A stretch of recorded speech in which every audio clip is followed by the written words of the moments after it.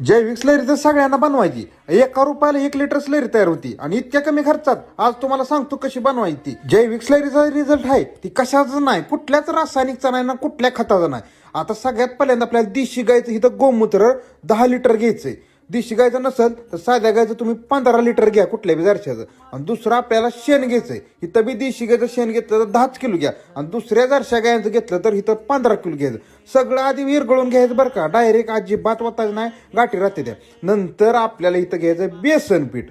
बेसन आपल्या इथं 2 किलो घ्यायचंय आणि ह्याच्यात काय हात बडवू शकता बिनधास्त. ही काय जैविक आहे. जैविक स्लरी जी आहे ती तुम्ही कुठल्याही पिकाला सोडू शकता. टमाट्याला, बटाट्याला, वांग्याला, ऊसाला 15-20 दिवसांना कंटिन्यू सोडा. रासायनिक खतांचा 100% खर्च कमी येणार. ताक ह्याच्यात तुम्ही 10 लिटर टाकू शकता, काय सुद्धा अडचण येत नाही बरं का. आणि तुम्हाला अजून काय टाकायचंय, गुळ घ्यायचा आहे. गुळ इथं 2 किलो घ्यायचा आहे. पावडर घ्या गुळाची किंवा काळा गुळ घ्या, कसला बी गुळ चालतोय.